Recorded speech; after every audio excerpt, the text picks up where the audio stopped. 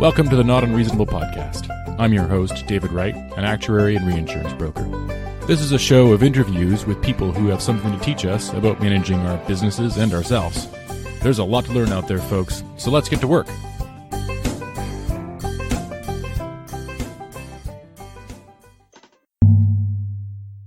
This show is brought to you by Beach, where I work and have worked my entire career. We are a global reinsurance intermediary, and we pride ourselves on creative thinking, deep analysis, and client service. Those three qualities are actually intimately related because you can't spend the energy digging deep into a problem unless you really care about the client. We find that when you really do understand the problem, the solution becomes obvious, even if it seems a little bit unorthodox to the outside world at first. The nature of insurance is to take solutions we know and trust and try to force them onto the problems of the day. We just don't settle for that. You can see further at beachgp.com. For my sound checks, I have Not Unreasonable Podcast guests read out a precept of the Actuarial Code of Conduct. Then I compile those into a separate feed of content for actuaries. Here's a sample. Hello, this is Tyler Cowen. Precept 5. I am Martin Gurry, and I'm about to read Precept 4. Okay. Do you want a title or anything? Or just Whatever you feel like. Hi, I'm Mike Sapner. Go for it. Don't say good morning or anything? Or? No, just straight in. Yeah. Dino Ciordano, an actuary who issues an actuarial communication shall... Head over to notunreasonable.com and click on the link for the Not Unprofessional project to sign up.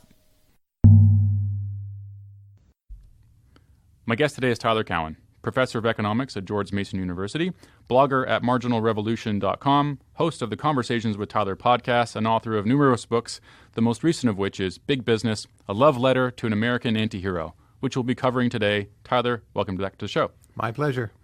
So the subtitle of your book kind of gives you away as fighting in big business's corner, but you also use an intellectual alter ego that in a lot of your work named Tyrone.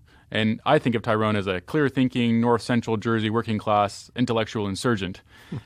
That's what Tyler is. Well, you're obviously pretty similar people. I love Tyrone, and I love the Tyrone perspective. But I'm wondering if there's as much Tyrone in this book as you normally put in, and maybe there's not really a clear distinction or you're thinking about that explicitly. What does Tyrone think about big business? I think Big Business is my most straightforward and didactic book. Sure. I set out to write it to make it almost deliberately unoriginal, but by the time I finished, I found no one else was saying what I was saying, and to me it sounded kind of fresh. So it's a look at the facts about big business and simply asking which of the criticisms are correct and which are incorrect. Many are correct, but overall, I think people are far too down on big business relative to the reality. Now, how does Tyrone fit into the picture? It turns out there's an individual I'm funding through another program of mine called Emergent Ventures, and he has a project where he will be recording people and putting them on YouTube saying the opposite of what they really believe. Interesting. It's a kind of test to see, can you articulate the opposing point of view? Of course. That's Brian Kaplan's intellectual Turing test. That's right, or ideological Turing test. So he came into this very room where we are, and he recorded me giving the best possible critiques of big business, big tech in particular. Cool. But I've promised him exclusive rights on that story, or rather Tyrone has. Okay. But I would just say this. If you think there's something weird about American life and American political life today, you ought to be worried about everything. And big business is such a significant part of society that Tyrone would say it's hard to believe you can let big business off the hook entirely, right? Mm-hmm. So if the world feels ugly and divided and stupider, maybe big business has to share part of that blame. That was part of what I said to this fellow, Kyle Eschen. And I hope that video is up on YouTube soon. Yeah, and then we'll put a link up to that. As I was kind of thinking about how you might answer that question, I was thinking to myself of who my equivalent Tyrone would be. I grew up in a small town, manufacturing and farming kind of part of the world in Ontario and Canada. And big business is a very distant thing in that kind of, you have the businesses that employ the people in the town, and there's this kind of other world where let's say the smart kid down the street goes to some fancy college and he gets a job working at some company you've never heard of, which is, McKinsey or something, right? Imagine that. And so you kind of have the feeling that I would have in those shoes would be maybe one of like kind of a mild resentment of the status differential, perhaps, of this person who thinks they're better than the rest of us and rejecting our community and our town and going off and doing this other thing. But at the same time, a little jealousy, right? Yes. And so there's a mixed feeling there of divorcing that as well from the consumer experience, which is also in some ways kind of ethically or morally benign. You're just buying things that you want, and if you don't want, you don't buy them. But for the most part, I feel like for a lot of people in the world, business might be, because they don't have a huge presence in some towns, a repudiation of what goes on in those towns, because the big business isn't there in kind of a way that you can observe and feel and see other than through the goods. What do you think? That's real Alice Munro territory. Okay, yeah. Where you're from. Yes. But it's striking to me the way you relate the story. The resentment is toward the individual who is from the town and not toward the shareholders of the company. That's right. They're distant and really very hard to imagine. They're not visible. You might even realize they don't exist, right? Right. To you, literally. They could just be state pension funds, right? Yeah. They probably are state pension funds. So I usually believe that most envy is local. Mm-hmm. It's the people you're connected to, you went to high school with, your brother-in-law, your colleague down the office. Did they get a bigger raise than you did? And I think with the internet, we're now switching or confusing what is local and what is global. So distant figures now feel local to the intelligentsia who are on Twitter. And they're more resentful. There are lower levels of trust. You interact with them all the time, if interact is the correct word. So you see some left-wing or right-wing economist on Twitter, and you feel they're intellectually or morally bankrupt because you don't agree with them. You see their evasions, their partisanship. And I think we're losing trust in elites. This is related to Martin Gurry's hypothesis. For this reason, that the world was in a kind of equilibrium. You would resent the local, and the distant you ended up ignoring. And now, for a lot of American society or Canadian, the distant feels like the local, and we're more full of resentment as a result.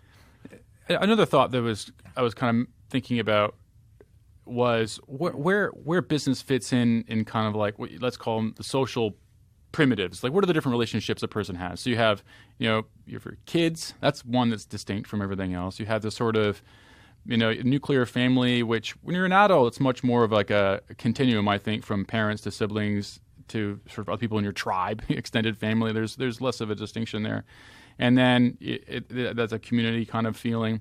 And then you have other people from outside the town, people from far away that you don't know and don't talk to and don't relate to. Maybe don't even know they might not even exist. Right.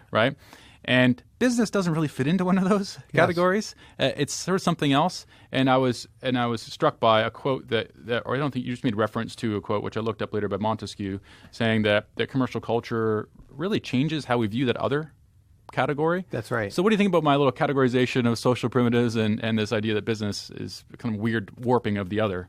That makes good sense to me. Business itself is trying to trick us.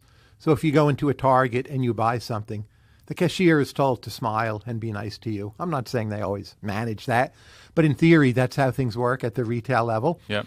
And that's triggering our emotions for the people we're friendly with. You come away with a positive feeling about the company, about the store, about your purchase. There's something illusory about that. Mm-hmm. Maybe the purchase was entirely fine, but you feel good about things. So business, on one hand, is hijacking that intuition, but it's also mobilizing the sense in you that this business is a kind of person to be judged like as a friend. Yeah. And then it's always going to fall short because they don't care about you the way a friend cares about you. They have a pecuniary motive for caring about you. They may, in fact, be fine, upstanding people who want to keep a good reputation, but still you will judge them in a more personal way than actually is rational. And I feel this is a big reason why we're so often disappointed in business. It lets us down all of the time. Mm-hmm. And reading that section of the book, it reminded me actually of famous people. And it seems to me that famous people also live in this kind of weird category of sort of a relationship, but sort of not. But you know quite a lot about them. Yes. And you tend to, who knows, ascribe some qualities onto them which don't exist or do exist. And they play that up. They like that, and that helps their fame in the tabloids. You wrote an entire book about fame. What price fame? Which I have right here. Oh, great. Yeah, and I read. one of the things you don't do in that book is explicitly talk about what we get from famous people. What do you think about this connection between what a famous person is and how it represents to us and what businesses do? Is that something that's useful? I think it's quite similar, and many famous people are themselves businesses. So just last night, I was at a big concert. The group playing was Queen. Cool. They're very famous with Adam Lambert. And Brian May was there talking to me like I'm his buddy, as if he and I have been together for years. Now, in reality, I've been listening to Brian May and Queen since 1976. So it's not Amazing. a completely crazy idea. It was a very good show, but had it been a mediocre show, I would have felt let down by a friend. Yeah. But we use, say, musical groups, especially in the 1970s. A musical group would help you identify who you were. Sure. The kids who were like goth or alternative or Deadhead. It was a kind of space where you would map your own desires and aspirations. So we use the famous for our own purposes in the same way that the famous use us for fame and money. There's something mutually parasitic about that. But at the end of the day, you make a choice to go see Queen or not. It's not cheap, let me tell you. And, there are trade-offs. And do I feel right now that our society has too much celebrity fame? I don't, actually. Maybe in the 1980s, there was too much mass, stupid celebrity fame. But I think we've moved to this new world of internet fame, which has its own problems, which I think is lack of trust, as we discussed a moment ago. But not too much celebrity culture. Another parallel between your book on fame and this book on business is this idea of people wondering or worrying about moral degradation. And Yes. I think you make the reference in both books. We definitely do in the book on fame, which Plato worried a lot about the moral degradation of seeking status, of fame, and of people. I don't remember exactly how it's put, but not seeking truth, seeking something else. And Plato also hated commerce. Of course. Right? And so at least the enemies of his enemies. And he hated literary fame Yes. was coming from Homer, Yeah. or orally recited fame. If you think about the 1980s, which I view as the era of the mega celebrity, Yeah. you have Madonna, Eddie Murphy, Michael Jackson. the earlier understanding of Michael Jackson, which was Right. still quite weird. Oh, not yeah. Yeah, what sure. it's become. But and you have conservative critics such as Alan Bloom seeing this and just feeling like the world has collapsed. Yeah. That this has somehow replaced a world of great books and serious movies. Now, the past was never as wonderful as it's made out to be. But I do think mega-level celebrity was excessively stupid at that time. And there was something to that criticism. And another really important point I think you make in the book is the historical context of fame. Now we have musicians and authors and entertainers, politicians. I suppose that's a carryover, but fame in the old days was much more militaristic. That's a lot right. darker. Yes. Actually, more violent. And that's the relevant alternative. So would I rather have Eddie Murphy and Sylvester Stallone, who does kill people in movies, of course, as opposed to Andrew Jackson, who killed a lot of Native Americans in real life? Well, Yeah. I would. So in my view, there is a kind of violent impulse in people. Commercial society, partly through its own stupidity, helps tame that somewhat. And things like violent movies, in part, they just keep us busy. So there was one study, it looked at when people go see violent movies, are they more or less likely to commit crimes? It turned out they're less likely. But the main effect was simply it took up a lot of their time. Yeah. Not completely that it tamed them and made them pussycats. But nonetheless, there is something to a bread and circuses idea. And this is voluntary. It's not censorship or forced on people. But it is giving people something else to do. And that's become a bit underrated. And now what we do with the something else is a lot of time on our smartphones. We'll see how that works out, right? But that's quite a novel development. I think it will turn out to be one of the bigger developments of the last few centuries. In the last 10 years, you watch people walking around. Almost everything they do is intermediated through the internet. Yep. Not everyone, but there's Google Maps. You read about the restaurant on Yelp. You text someone, whatever. That's a stunning innovation in human history. And it's very new, right? Basically 10 years old. And if the iPhone now is, 11 years old? Well, there's a curve of enough people having smartphones, but we're there now. Yeah. What are the ethics of business? So I was thinking about the evolution of having, let's say, business replace, when we're talking about fame actually replacing the time we spend, But you also make some points in the book about, and I'm wondering about, again, this parallel perhaps between the evolution of our morality and our spending more time thinking about famous people, interacting with their famous products, and actually about whether or not business has an influence on the morality as well. Is there an equivalent of some sort in and whether it's changing how we think about what we value? If we focus on contemporary America today, I see two main ethics of business. One is you build a big successful company. You care a great deal about your reputation. You may not be a better person than anyone else, but the market constrains you. You're very careful not to have negative publicity. You want to sell to as many customers as possible, so you encourage a notion of tolerance and diversity. You want to hire as much talent as possible, so you encourage a notion of inclusiveness. And this is mostly a very positive social force. And you make things, maybe you innovate, you give people jobs. That's a great deal. Then there's another kind of business where, in essence, people get together and they learn how to cooperate to screw over others. Okay. I don't think this is as common as is sometimes alleged, but there are many, many examples. Herbal supplements, penis enlargers, you can decide how much of legitimate commerce might fall under this rubric. And there, the ability of modernity to build so much cooperation becomes a negative because it's cooperation to screw other people over. Mm-hmm. It seems to me in contemporary America, the first kind of good cooperative business is far more significant than the second.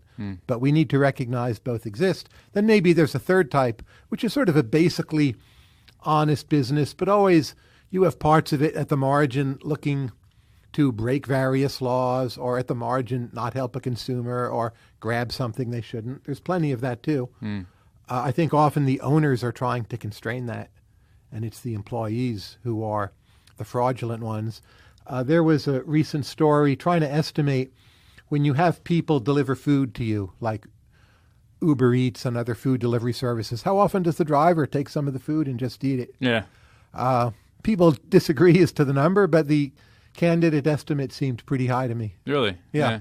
Interesting. I couldn't imagine doing that myself, but I mean, I'm very far away from a food delivery person. Some of it is the people may be hungry and they feel they can take a bite and no one will notice. Yeah. But some of it is a weird kind of exertion of power. Yeah. Or saying a kind of FU to the system. Yeah. Or just some wish to feel alive by doing something outside of the rules. And it's also part of human nature. It's not the same as dishonesty. It's something like in some way you need to recognize, and if not quite validate, come up with a way of tolerating a limited amount of it. I wonder on that idea how much of that is a slippery slope. Because once you kind of get a bit of a rush breaking rules, yes, it seems to me that you might just break bigger and bigger ones. And you need to break bigger and bigger ones. Yeah, I suppose. Yeah, to get the same high. That's right.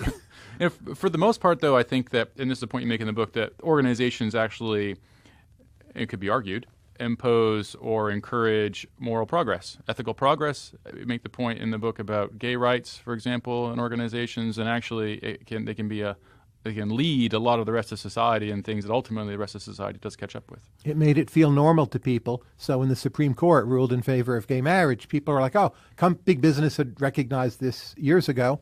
You know, maybe we should just get on with things and see this as a beneficial development, which is what happened. Is that a necessary component of business? I'm thinking, too, as I was reading that late 19th century, there was a lot of things, at least as legend has it. I haven't studied that period myself all that closely, but a lot of bad things that were going on in businesses, and exploitation of workers and that kind of thing led to the progressive movement.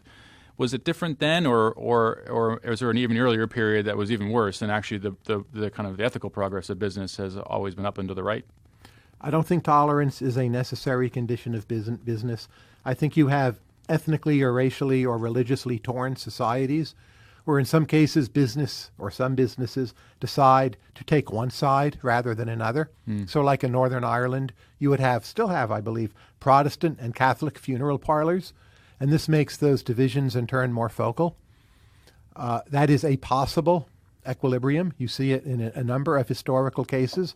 A lot of Jim Crow in the South was due to government laws, but a lot of it was due to business also. So in Los Angeles, government Jim Crow laws were not nearly as strong as in the South, but there was still a fair amount of business-enforced segregation. If you're asking me about America 2019, I think those cases are relatively rare, and the positive cases are much more frequent.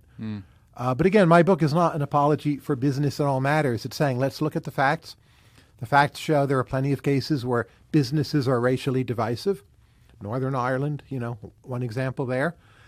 But even there, it's a mixed set of effects, because Northern Ireland becoming wealthier, the Republic of Ireland becoming wealthier, has led to a diminution of tension and violence. So it's not that in those cases the businesses are purely negative. It's just you see both effects. Yeah. Is that just out of general curiosity, is that something you see as is it a very important, and maybe this ties into your last book as well, the improvement in economic well-being and wealth necessarily diminishes tensions and just makes people happier, and that's just going to happen, going to make places better like that? I don't want to say necessarily. So I know, the histories of England and the Dutch Republic and so on. But on the other hand, you need to recognize that in the early 19th century, the German city-states and principalities are not so wealthy. They're not wonderfully tolerant places, but they're better than what they ended up being, say, in 1939. And along the way, Germany becomes a nation state. It's a lot more wealthier. It has the resources to do some terrible things. And that was driven by the Nazi Party, not by business. But nonetheless, you needed a commercialized society to carry out that particular kind of slaughter and intolerance. So, again, I think you always need to see both sides and look at the ledger and consider, like, when and where are you talking about. One other, I think, area where ethics is probably an underappreciated point, and I'm so happy to see that you made it in the book, no doubt related to your work with a lot of tech startup firms and interacting with those people, is that ethics interacts with business by inspiring its people. And That's right. And I've noticed this myself in hiring, retaining talent, and trying to build businesses where you only get the best people if they're inspired to join your firm. And inspiration often takes on a moral or ethical component to it. And we're speaking here at the Mercatus Center, where we have a lot of talent. We have a sense of being on a mission to improve discourse about economic topics. That motivates people. It helps us attract talent. To the extent we become worse at that, it's harder to attract talent. Yeah. And that's often overlooked in discussions of business ethics. Yeah. It feels to me maybe that is changing a bit. I don't know why I think that. Maybe I'm just becoming more aware of it as I get older, but I wonder how much business was mission-driven in the past. Any sense of that? There was a phenomenally strong sense of ethical mission in American businesses, especially in the Midwest, throughout the 20th century. It was very modest. It wasn't always trumpeted. There, of course, was not an internet. But it was deeply internalized and very strongly felt, and it propelled this country to many great achievements. But I think this renewed sense of mission for employees, it stems from income inequality, oddly enough. So income inequality for labor is a sign that talent is quite scarce for whatever reason. Right. And when talent is scarce, for one thing, talent's already earning a lot of money, and they want something other than money, and it's hard to attract people. So you build mission into the enterprise. I think there's a lot of cases where businesses may start approaching mission somewhat even cynically, like, oh, we just want, to make more money. Yeah. But over time they do it. They start believing it. It becomes sincere. Sure. It's a kind of artificially manufactured true sincerity in the final equilibrium.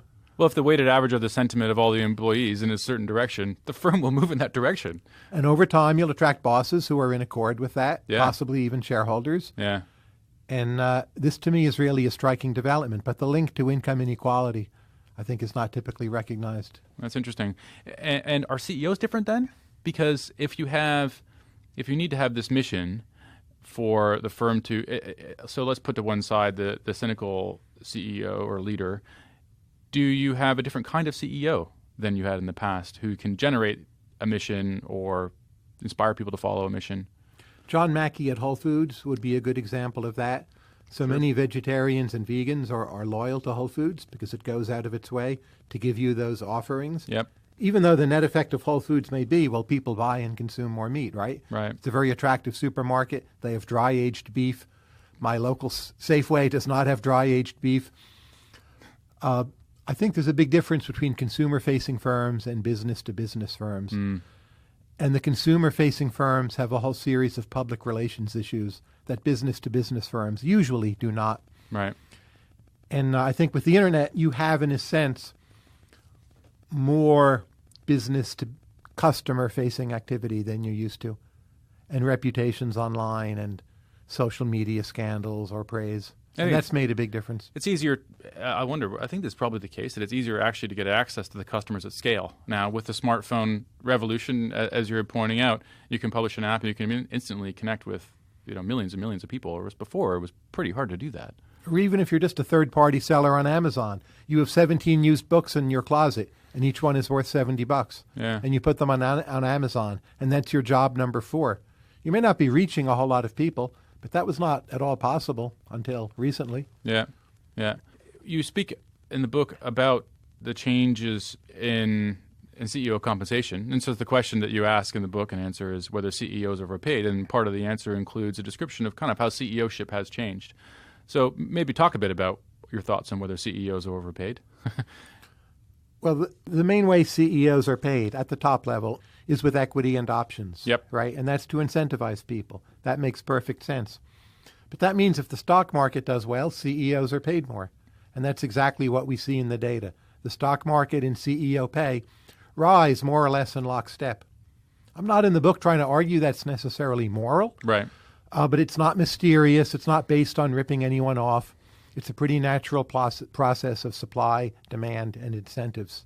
It's the main argument I make. I also point out being a good CEO is a lot harder than it used to be. You now need to do much more with government relations. You need to know much more about the law and lawsuits. The chance that you in some way manage or oversee a global supply chain is much higher than it used to be. The knowledge you need there, the expertise, the ability to ask probing questions, very hard to come by. Public relations, being on TV, interacting with social media, all of those are relatively new frontiers in American business that were not a concern as much, say, in 1955. Just knowing tech. Almost every business interacts with tech. Software. But most businesses are not themselves tech. So say you're running an oil company and you need to make tech decisions all of a sudden. I'm not saying you're choosing the technology, but again, you need to ask the right questions of the right people and understand the reports being given back to you. So there's been a significant upgrade in the skills required, and I think that's another reason why the pay has gone up. Now, I think managing technology is a distinct skill. Yes. It really is. And I published an episode, I don't know when it's going to be published relative to this one, but I'm from the insurance industry, and the insurance industry has a very, very difficult relationship with technology. It's a necessary component, but a lot of firms really struggle with it. And I like to joke that the systems business, insurance policy management systems business, the customer satisfaction rate is 0. And I think that is primarily because we haven't come to terms with how to actually manage a software project in any kind of, and I think that that's not an unusual thing. The unusual thing about the insurance business is that there are a lot of other barriers to entry that insulate the insurance industry from the attack of the software companies to displace them. And so the companies that aren't as good at it persist. And that's probably a lot of pockets of the economy that are going to be like that, where software, Mark Andreessen, guest on your podcast, Yes. I think a couple times, talks about it eating the world, and I think some of these parts of the economy are going to be pretty hard to crack.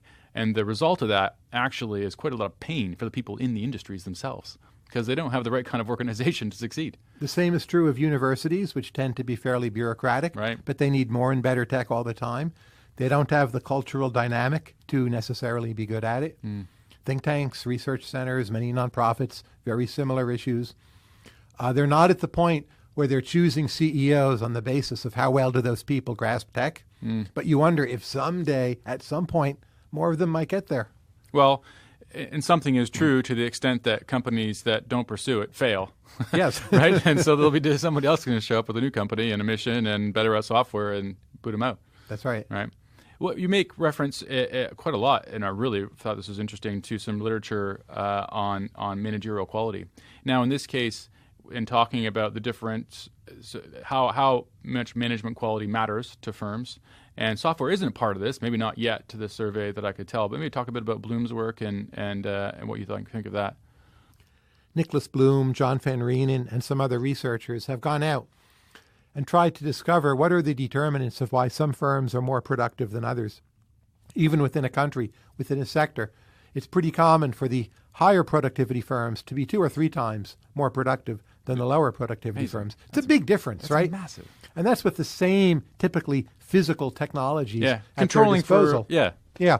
And they find that trust and ability to delegate in a decentralized fashion and have subordinates having the ability to make decisions without always getting permission is a common feature of high productivity firms. And you find it much less so in low trust environments and also low trust countries where things are more rigid and stratified. And if you want something done, it just doesn't happen because there are all these bottlenecks and permission isn't granted. And the people who are the bottlenecks, they don't really know much about the individual cases and everything gets frozen up. Everyone becomes frustrated. The level of trust falls all the more. Yep. And to build in that culture into a company at so many different decision nodes that you have trust, a reasonable degree of decentralization, but still actual controls against fraud and the like, it's just very, very hard to do. And it's one of the things about the contemporary world of big business we as Americans often take for granted, but it's really quite miraculous. And what good companies do, Walmart, Amazon, what they have achieved, to me, it's just phenomenal and underappreciated. Yeah. Is that something that you've had an experience with yourself? I mean, organizational structure of your world is a little bit different than it is for most, but is that something that happens in academia? Does management matter in academia? Management matters a great deal. It affects who are the people you hire. Right. And again, we're at Mercatus. It's a research center. We have more than 150 employees. That's far from enormous. But I actually think 50 employees is a kind of breakthrough point. Sure. When you pass 50, you enter some new world that is strange and mysterious, where not everything is right before your eyes. Yeah. And maybe 150 is more like 100,000 than it is like 20. Yeah. And one faces that all the time, that things happen in a decentralized fashion, and you need to have a good culture and good incentives built in, and those complementing each other in your choice of personnel, fitting into the same culture and incentives. Again, it's never easy.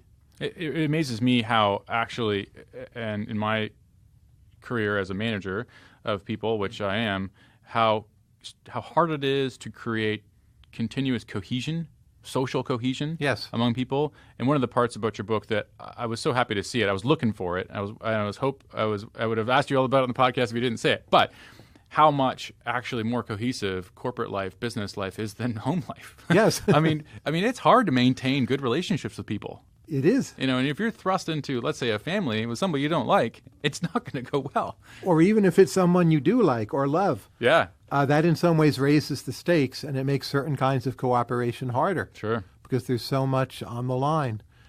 And one thing business does for us, it gives us another sphere of life that is somewhat of a respite and an escape even, and just a balancing and a diversification. And that too is often neglected. And coming back to Montesquieu's quote, where it makes the observation that commercial life promotes social cohesion. Now, I believe his observation was about day-to-day life outside of business, and I wonder whether What do you think? Do you think he was talking about? So two policies this would work. One, because we trade with each other and we interact with a shopkeeper we don't know and we can buy things and that goes pretty well. That's going to change how I think about people generally. Or I go to work every day and I work with these people and it goes very well, and that's kind of more intimate interactions that also is pretty benign, and that kind of adjusts my default mode of interaction with people generally. I don't think he was going for the second one, but I think that's pretty important too. When it comes to Montesquieu in particular, I think he was highly influenced by the French religious wars of the 16th century and conflicts which came even after that, running up through his own time. And I think he was in essence saying we can simply have civil peace through commerce. We're not going to kill each other. We will be a nation, and you will wake up in the morning and not be afraid that someone will come to kill you because of your belief in God, or maybe lack thereof. And we now take that for granted. But again, throughout much of human history, that has been up for grabs. And it does seem commerce has had a role in that. That again, businesses simply wanting a stable environment and the ability to make profit will at the margin want religious tolerance in most cases under most configurations of a reasonable equilibrium, rather than taking one side in the religious wars.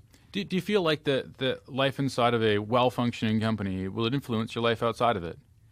It ought to. So you learn more about cooperating, you interact with other smart people. Just the notion of making sure everyone is on the same page, you have to learn that again and again every day. Even if you're very successful or you're a CEO, you never have to stop learning that. That to me is one of the most striking features about any business. How much you're never done learning, the need to keep everyone on the same page. And surely that's valuable experience for home life. It's hard to prove, but it would be shocking to me if it weren't. I also like to think people take some of their home life successes into the workplace, like how to listen, how to compromise, when to just admit you're wrong. Maybe you're right, and just, even if you don't admit you're wrong, don't insist that you're right all the time. Yeah. Useful lesson in both spheres of life, in my view. I think all the time about actually how difficult it is to effectively manage conflict in individuals. And what I see I don't know what the right way to put it is. It's almost an unfortunate necessity that you have to have empathy in those situations, because you see literature sometimes, or see maybe it's just dumb ideas posted around out there that CEOs are psychopaths, right? Yes. And that paper was retracted, by the way. Right. No one knows it. That's right. I get part of that sentiment. And man, it would be easier if you, to deal with complaints, and this person said this, and I want more money, and to just actually not care about somebody's feelings would certainly lessen the burden on the manager in question across the table from that person. But the problem is, though that would be easier on the manager, it would be much harder on the people. Sure. And the people need something much more than simply an answer. Although, you can see how the hardened kind of old school, they call it, manager who's just a bit of an asshole, could emerge, because engaging emotionally with people is real hard work, like really hard work. And being able to do that while at the same time delivering difficult messages and yes, setting expectations. Yeah, resetting them. Companies need to develop methods where not every interaction is emotionally exhausting. But counterintuitively, the way they often do that is to have some particular interactions which are emotionally exhausting. Yeah. The difficult meeting where you tell someone what they need to do better or where they stand, or just someone comes to you with a problem, and emotional energy is scarce, and it's scarce in the corporation as well.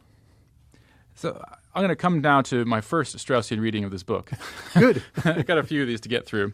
Hopefully we get to them all. So one of them is that actually business is not just an important part of our life, but it's an essential component of real social cohesion. And I wonder how much of, picking up a few different comments and points in the book. I mean, there's a Montesquieu quote talking about commercial culture. There's this idea that businesses are more highly functional in terms of interrelational, and how families often fall apart. I mean, my experience with families is they're all messed up. Like every single family I've ever seen or heard or come across, and they always have people who don't get along, and they are far below any threshold of functionality that would work in a business. And so business ends up being a necessary part to actually a functional society from a social standpoint. Yes. What do you think about that reading? Is that even a Straussian reading? I don't know. You don't mention it. What you don't say in the book is, you don't say, if we didn't have business, everything would fall apart. And so it's more of a description of kind of what's going on, as opposed to a prognosis of what the social implications would be of a deteriorating business environment outside of business. Yes. I would say this about my book. It's not really a comparative analysis of, say, business versus socialism or business versus communism. And there, of course, I'm neither a socialist nor a communist. It's more like a field guide to birds. It's a series of facts. Right. So you can look up a topic and just see, like, what are the facts on this topic? And some of them actually reflect poorly on business. But again, I think relative to what people believe about the birds, America's big companies, the reality is more positive. But I'm not trying to compare it to some other way we might do things. And I think a number of the readers have misunderstood that side of the book. Right. It's a bird's manual. Yeah. But so the Straussian part then is that there's an implicit threat where, you might be saying all birds are, I'm not sure how to map the metaphor, so I'm not even bother trying. But if we got rid of this thing that I'm describing here, it's a big deal. And maybe that's not all that deep of a reading, but I think that there's, in the backlash of business, you're describing a lot of components of why business is good. But I think there's a social influence the business has, which is bigger than any one of the component parts, I guess is what I'm getting at. That's right. I think that's true. And I think there's the broader question, should we give big business in America higher or lower status? Okay, yeah. And just recently I saw that Tucker Carlson was giving a talk to a conservative group, and the title of the talk was, Big Business is the Enemy of Your Family. No, I didn't hear the talk, but I have a sense of what he might have argued. Yeah. I hear Bernie Sanders, Elizabeth Warren, again, making anti-business comments. Donald Trump is more complex, but he's very willing to go after CEOs or businesses that do not support him. He can be quite negative about. It's the personalization of what business is, which maybe is more dangerous than people who attack it on a more abstract level. So it seems to me we have become too cynical and untrusting of business in a way that will backfire. And the goal of my book is to give big business higher status in American society as distinct from some policy change. So like I actually think we might have cut the corporate income tax rate too low to 21%. Maybe I would have cut it to 24% instead. So you can read my book and agree with everything in there and still think in some ways maybe we should treat business more harshly. You could say, oh, Tyler wrote this great book about business. Business is strong and productive and wonderful. It can stand a bit more regulation on climate change. Yeah. May or may not be true, but it would not be an illogical inference from my arguments. One thing, too, that is important about business and comes out in the book is how different it is here in the United States than it is elsewhere. And you're talking about political bashing of business. I imagine that happens a lot more elsewhere, but it kind of actually tying back in the findings from the Bloom paper, or papers perhaps, is that it really is better here, business. Yes. And should we be worried about turning into a different country of some sort? A Pakistani friend of mine had a very perceptive comment. He said, Tyler, I love your book, but I'm worried about how they will read it in China. They will read it as a defense of the large state-owned enterprises, which is what they should be moving away from, he added. And that's true. That may be, in fact, the reading in China, and that would be a mistake. But I'm struck, if you look at, say, French top businesses, that all of them started before the late 1970s. There were no new businesses on that French list. Other countries, the record may be more positive. In Europe, Asia, obviously, they're either very new or they're a new rebirth of something very old. But in essence, they're like a new business. And that's not the case in the United States. Why not? Some of it is our facility in tech. Yeah. We have less labor regulation. We have a much larger home market, stronger work ethic, very different sense of what people should aspire to. Maybe that would be the reason number one.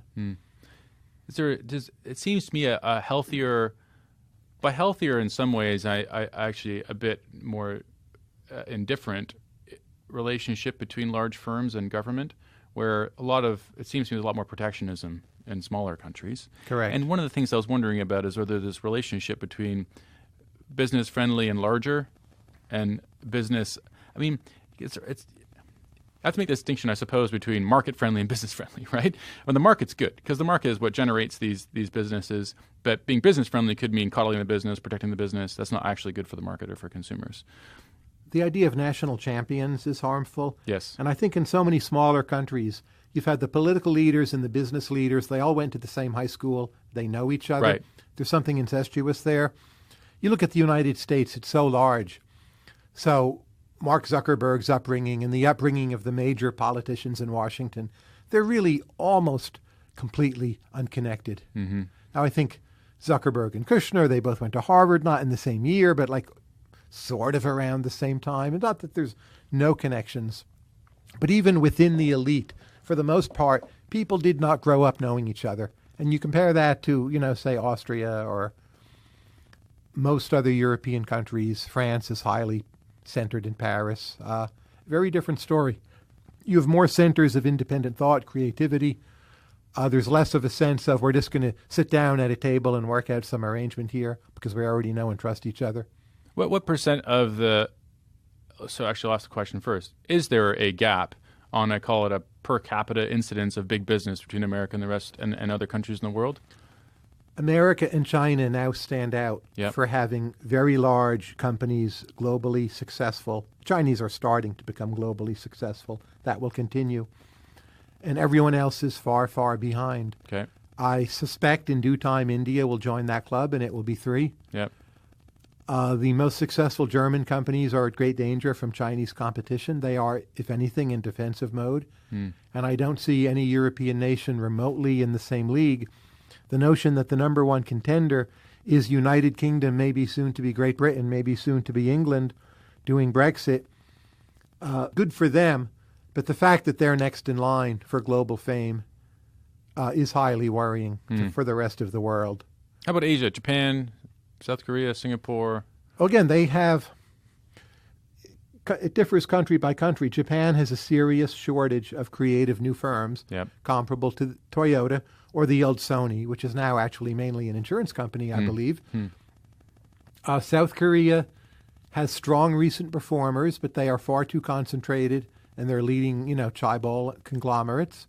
So they are vulnerable, but have a great recent track record. And Samsung is a phenomenal exporter. My car is a Hyundai, and so on. Singapore is doing it by importing multinationals. That's worked well for them, and they're very small. It's probably their optimal strategy. So I would just say country by country. But Japan's champions are stagnant, and South Korea's are only a few, and it's, I think, 50 million people in South Korea. Their ability to diversify is probably going to be somewhat limited for a while to come. Their population may even be shrinking. They have, I believe, the lowest birth rate in the world right now, or close to it. Yeah. It's like it's half of replacement. Yeah. That kind of, you're sort of bringing it up pretty succinctly there, but that was my second reading of the book, which is this very American book. Absolutely. And that's kind of depressing, where it seems to me if you're anywhere else in the world, and we can talk about China in a second, you're thinking to yourself, well, that's great that big business is good, but what is that going to be for me? Like, what does that mean for me in Switzerland or Poland or Ghana or something, right? It's depressing. It's a very patriotic book. That's one of the Straussian readings. Maybe it's even thumbing its nose a bit at foreigners. But I think an implied message is be friendlier to your multinational enterprises. They can do a great deal for your nation, as they have done in many countries around the world, most obviously Singapore, but much of East Asia, including parts of China. And embrace this. India is the country that probably needs that lesson more than any other. They're one of the most hostile to outside business, including American big business. Is it simply policy, or is there something else about being large that allows the growth of big business? I think the policy and the other features of being large are the same fact described in two different ways. So India has a long-standing history of, in some ways, allowing in foreign, quote-unquote, invaders, but then turning them into something Indian. But because of that history, because of the history of colonialism, they are very prickly about open signs of foreign business, like, say, Walmart simply having retail stores with the Walmart sign on the store, big and obvious, the way that in Mexico no one really worries about. So everything is cumbersome in India, and they have so many religions, states, languages, different customs, castes, that it's a society of multiplicity and diversity in any case. An American business is not really built for that particular kind of diversity.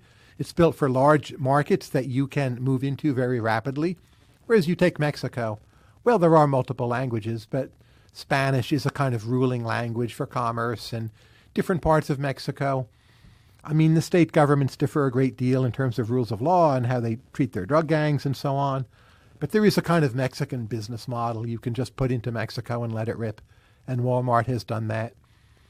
And then India will never be like that. It doesn't have a cohesive domestic market. It seems to me that that's an important part. You can rely on your domestic market with no barriers to trade internally that allows you to get big. And the export-driven model was maybe a bit of repudiation of that 20 years ago, but since then has been seen not very good for big business anyway. And since new big businesses have turned up. It's stunning to me how quickly China has built a coherent internal market. 15 years ago, there was a saying that it's easier for Shanghai to sell to Africa than to Beijing. Right. It's clearly not true right now, although they're doing great in Africa, to be clear.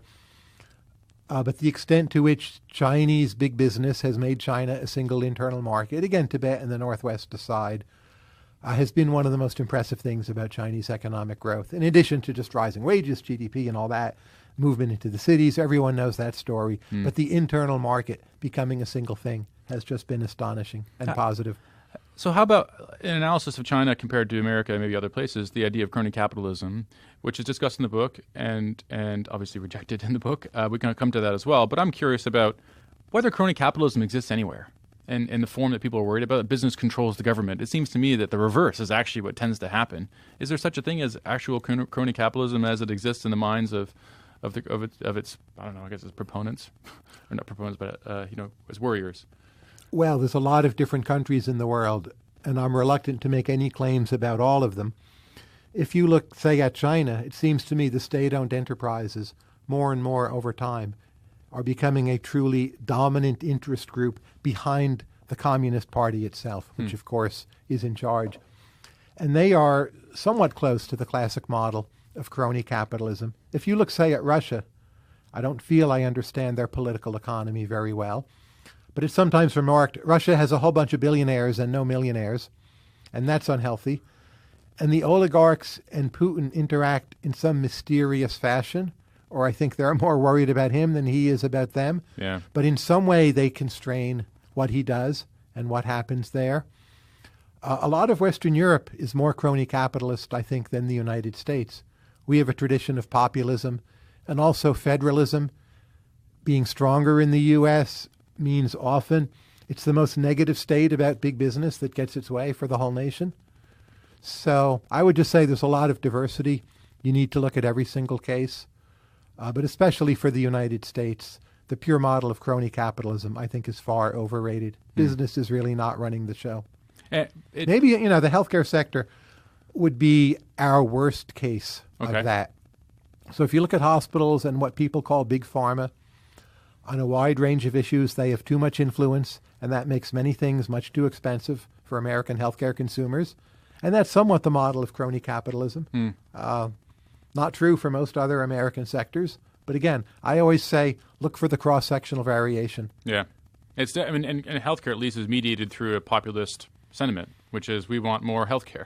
We want more. We don't want to pay for it. Yeah. We don't want to wait for it. Yeah. And then you have these suppliers who are happy to take the money. Yeah. And that toxic interaction. And then Americans in general, they just spend more on consumption than anywhere else in the world I know of, certainly more than Western Europe. And our healthcare expenditures being higher are roughly in proportion to our consumption expenditures being higher on a lot of things, even like snowmobiles. Mm-hmm. How about finance? Wall Street, also another section in the book. The criticism of finance that I've found most compelling, though I don't completely buy it, but it is little. You do make the observation that the old revolving door between Wall Street and government. Does finance have a different kind of crony capitalism? I think finance is, again, quite different. To me, what's special about finance is, first, we have deposit insurance. Second, we probably should have deposit insurance. But that means there's a bailout waiting at the end of the story, no matter what. Yeah. You may not like it, but it's a fact for now. That means ex ante, if you do a bailout, again, you may not like that either, but you're choosing to bail out early or late. There's not an option of no bailout. Mm-hmm. And people haven't faced that reality. So you can criticize the ex ante bailouts for being unfair. Of course they were unfair. Should mortgage holders have received debt relief? You could make that argument. But at the end of the day, the ex ante bailout saves you a lot of money on the ex post bailout. And by the way, 1929 didn't go that well either. So the outcomes there will never be fair. There'll always be a kind of crony capitalist outcome, but actually mediated through the populist demand to keep your checking account intact. Yep. And I view that more as the citizenry getting its way. People want deposit insurance. That's fine. But you end up as a hostage, and the financial sector is its own hostage, and they are remarkably good at using their position as a hostage to say, look, if you don't help us, this will be terrible for you. Yeah. And I think, again, the criticisms there are largely correct. The broader context is not understood. And the broader benefits of our financial system are rarely articulated. So they're not wrecking our world. American finance is pretty good, actually, at reallocating capital to new and growing sectors, probably the best financial sector in the world for that particular activity. It's not the best financial sector in the world for, say, making payments. We're quite behind. Yeah. Whether it's retail payments or making a bank transfer, we have a lot to learn, even from Western Europe, and have had so for a long time. What is the financial dark matter hypothesis? As you all know, there's a big debate about the trade deficit, right? America's running a large trade deficit from China. But to some extent, and we don't know how much, that is offset by the fact that American multinationals in Europe and other places, they're more productive than other companies. So we're earning back some of that trade deficit, not in the form of monetary flows, but the value of those companies, of those outlets, of those chains is quite high. And we're not sure how much. Here's like an example to make that concrete. Let's say China totally opened up to Facebook and Google and the other American tech companies. Those are services, right? We're not going to export something that gets put on a boat. But you could imagine a Facebook branch in China that would, in essence, sell ads to Chinese people. It would be in Chinese economic statistics, those bought and sold ads. But it would mean Facebook is a more valuable company. And there's unobserved net asset value there that America as a whole is in some way enjoying. That's dark matter. People disagree how big it is. It's bigger than zero for sure. It makes our trade deficit less of a problem. Japan as a nation likely has significant dark matter. So their fiscal situation, some of the numbers, they look quite dire. I'm not saying there's no problem, but when you count in Japanese dark matter, there's at least a stronger case for optimism. And you start understanding why it is markets are willing to lend to the Japanese government at near zero rates of interest. Their net asset position is much better than, say, the flows of their budget deficit are looking. In the conversation about dark matter in the book, which I thought was such an interesting idea, I wasn't aware of the literature from, as you mentioned, in the mid-2000s on it, but you make mention of an incredibly important idea, which only pops up here in the book, which I think is a big one, that of intangible capital. Yes. And so a really important part of business life generally and about building great businesses. And another way of putting it is the reason why the American firms overseas do better than the domestic firms there is they have more intangible capital. Here we're tying in again the Bloom papers on important part of tangible capital being management expertise. And expertise in using information technology. Yep. That's right. And software. And I'm sure I know because you pointed out to me through your blog of the literature on intangible capital as it's come out. Book by Westlake and what was the other author? I forgot the other author. But Capitalism Without Capital. Correct. Great book. It is a great book where they talk a lot about how the intangible capital is a bigger part of business today. And I'm wondering what the part of that book that I found least convincing was their observations on managerial quality. And Bloom's paper, I think, actually helps fill that gap for me, where it's just, I think, stronger evidence a little bit on how in the original research on Capitalism Without Capital, they referenced some studies, and I've forgotten the names of the authors there, but their main piece of evidence for managerial improvement in managerial productivity was spending on consultants or something like that. I would almost use that as a negative. Yeah, maybe, right. But that's right. And I kind of had a similar reaction. Where I see where they're going with it, though, or obviously because there's an urge there. We want to improve on this, so we're going to pay people to help us get better at things. And I think that the competitiveness, this kind of ties back to this idea of America being kind of special here, where there's a competitiveness that firms here can sustain that other firms in other societies really, really can't. And it does kind of come down to intangible capital. Do you agree with that? I agree with that. It's very hard to study intangible capital because we don't have good ways of measuring it. We have tautological ways. You can look at companies that seem to have few physical assets and see their market valuation. But I'm not sure that will be predictively useful. So I think some key issues in industrial organization, they're just harder to test. I think there's something about American business culture that is special and long-standing, and it may even tie into American notions of religion and also being a nation of immigrants. But that's speculation. I think also the ability of other countries to compete on the grounds of using information technology. They're probably catching up to the United States. The paper on that by Bloom and others is now a number of years old. And I don't feel we're losing any ground. It's great if other countries are catching up to us. That's good for everyone. Oh, even the European Union, the best Western European companies, they're quite impressive in terms of productivity, even if they're old. They've managed to stay competitive.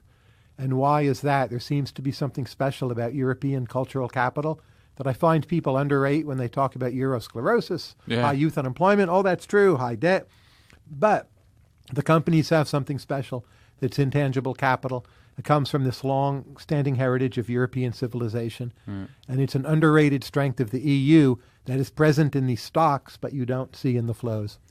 I'm happy you brought the idea there, because as I was reading this and waiting for intangible capital to pop up in the book, and it kind of occurred to me that this actually might be a Straussian reading of your entire body of work, which is a study of different kinds of intangible capital. If you think about, I've read a few of your books now. I don't think I've gotten to all of them, but often it's about an observation of something intangible, usually a social kind of phenomenon, as it influences economic life and economic activity. And obviously, the economy is a bunch of people. Yes. And so there's a lot of society embedded in the economy, but we measure a certain amount of it, but quite a lot of it is important too. That's sociology, psychology. But the part where I think that you come in is it's actually economy as well. What do you think about my Straussian reading of Tyler Cowen? Well, I fully agree, but it's not even a Straussian reading, because I have one book, Creative Destruction, which makes this point explicit when it talks about ethos, which is the central idea in that book. Yeah. So I think you're completely on target. Mm-hmm. But I'll plead non-Straussianism there. Okay, fine. That's no problem. Let's close on actually talking about the definition of the firm. And this is another part where intangible capital didn't emerge in what you were discussing. You disagree with the standard, or at least you differ a little bit in the standard reading of what a firm is, although maybe you've changed your mind and once did agree with the traditional definition. I once agreed with Cowen Williamson, and now I don't. And what is Cowen Williamson's view of the firm? Ronald Coase is a famous 1937 article, a long time ago. Oliver Williamson did his work in the 70s, but they argue that the essence of a firm is to reduce transactions costs. So if there's something you want to buy, some way you want to deal with people, by bringing it into your firm, you will make those costs lower. Now, I would agree that is often the case, but it seems to me there are significant and indeed essential parts of firms that raise transactions costs, not lower them. There may be other benefits from doing so, but I give the following simple comparison. Say you want to buy a new computer. What is easier, doing one click on Amazon and having it delivered? That's outside the firm. Or working through the purchasing department of the business you happen to be in and getting them to send a new computer to your office. Now, we all know the former is easier. May not be cheaper, but it has lower transactions costs. And once you see that as a regularly recurring choice, I view a business as a clump or collection of assets that make sense to be together for legal, reputational, and ethos reasons, but a big part of that clump is going to mean higher transactions costs, just as families can be higher transactions costs than just going out with your friends, but they bring you higher rewards. But to just say, oh, you want to spend time with people and you create a family to lower your transactions costs, it's not how it works. Like many things are easier in your family. Oh, can you scratch my back? Probably an easier question to ask a spouse than a friend. But there's so much about a family that's a lot of bargaining and inconvenience. And I think view the firm in the same way. It's both raising and lowering transactions costs. The essence of a firm is something else. It's why you collect all these assets together. I think of in my firm when we buy a computer, and this is something I deal with all the time, where it is, one, way more, we pick a different model than you would pick for reasons that the firm has. I guess the IT department, I mean, they know what they're doing. I'm not criticizing them for listening to this. But I don't understand what their priorities are. And it may not be what you want, right? Right. But it's got the security software on it. It's got certain ports and things that they need to be able to access. There's often it's a software difference, but there's some hardware differences too. And so this comes back to this idea of intangible capital. I mean, embedded in the firm, there's these policies and procedures, right, that that exist to ensure that I don't screw up on behalf of the firm, and I delegate that thinking to somebody else. Now, it would be cheaper for me to go out and buy something, I guess. It would satisfy my needs, but I don't know all of the firm's needs that sit behind me. And so there's this kind of we have this set of practices that some people make a decision on it, but not everybody knows the whole thing. So there's this accumulation of behaviors, I suppose, that nobody's created, but that exists and is pretty productive, or achieves the aims of the firm. That's right. The habits and rituals and practices, it's not a simply correct definition of the firm, but it's a better starting point than transactions costs. Yeah. We'll close. Where can we get the book, Tyler? Anything else you want to say about the book? Big Business, A Love Letter to an American Anti-Hero. You can buy it through any number of big businesses. Amazon, Barnes & Noble, independent booksellers, which might be small or mid-sized businesses. There are many other places. You can use Google, Bing, other search engines to tell you how to get the book. And thank you all for listening, and thank you, David, for being actually my favorite interviewer of me. Thank you very much, Tyler. Appreciate your time.